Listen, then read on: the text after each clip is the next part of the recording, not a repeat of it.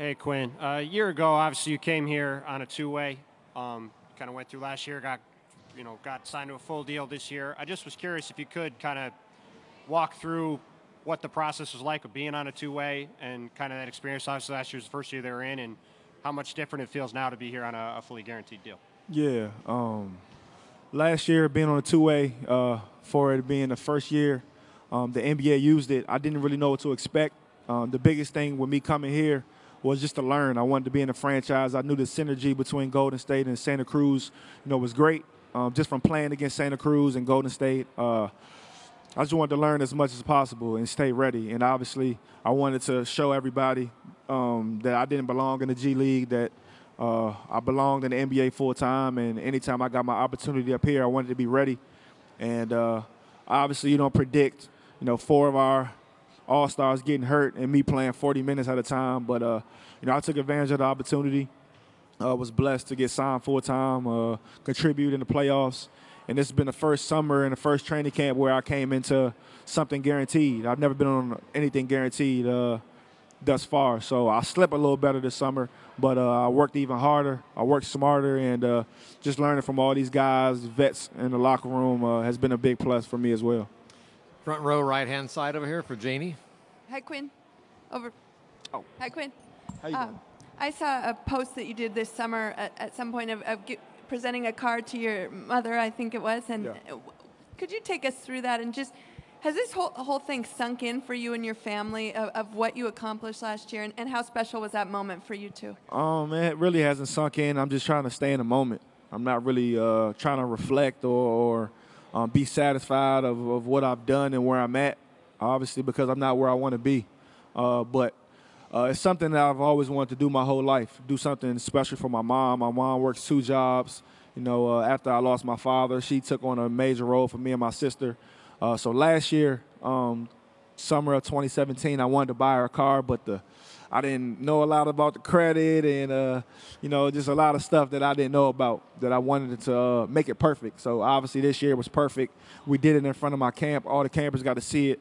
And I wanted to show the campers that you can do it. I'm a regular-sized kid from Maryland who's done some things in our community and been able to provide for my family. And I want to show the kids that. And my mom would have been happy with anything I got her. And it went viral and everything. And I was happy that she was, just extremely happy.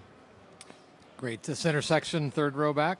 Quinn, Jason Dumas, Crown Force. So you've kind of touched on it, the first 2 questions, and I'm very familiar with your story and the grind that you've put in and all the uncertainty that came with some of your contract situation and going back and forth. And this is your first summer where you have some stability, but just following you along, it seems like you still have that worker's mentality and you still want to, I guess, kind of prove that you do belong and that the Warriors didn't make a mistake giving you a guaranteed contract. Is that been the case for you?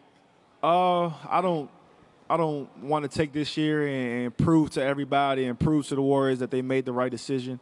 I've always had the mindset that I've always been an NBA player. Just the situation, wasn't the right situation.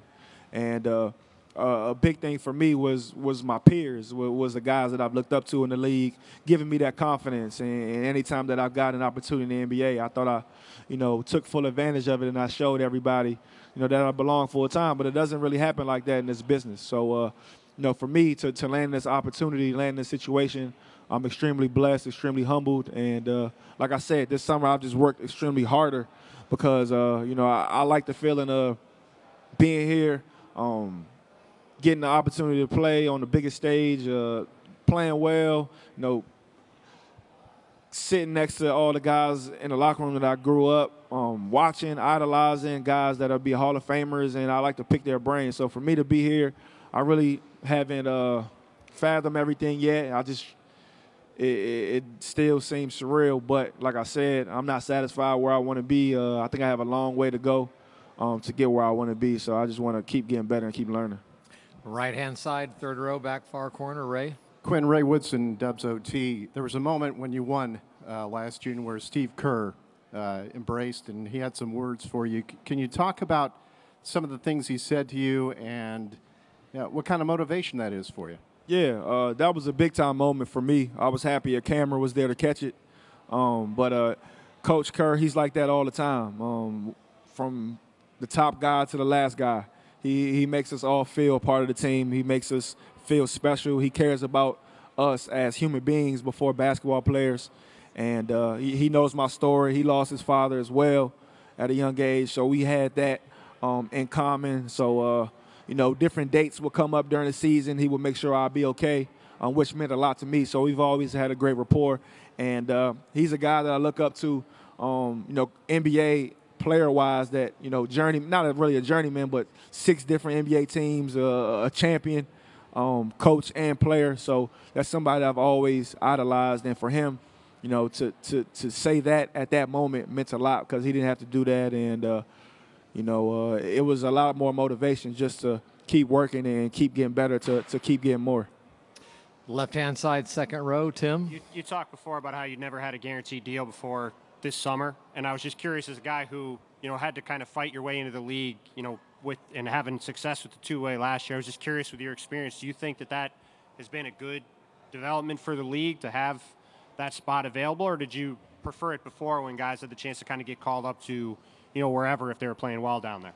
I've been in the G League where there was no two ways and there was two ways, and obviously I was on the two way, so it was a different situation for me. But I think it's good for the NBA to keep it. It keeps guys' dreams alive, and now the talks in the G League are guys aren't just fighting for call-ups straight to the NBA. Guys are fighting for two-way spots as well, so it gives guys more motivation. It keeps guys here rather than going overseas. I think a lot of guys, probably have turned down a lot of money to go overseas to stay in the G League and the NBA and take a two-way.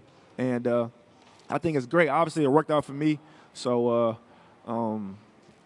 I appreciate it. I think that if the two-way wasn't available last year, I don't know where my career would be at right now, but I think the timing was perfect, and I like the fact that they have the synergy between the G League and the NBA.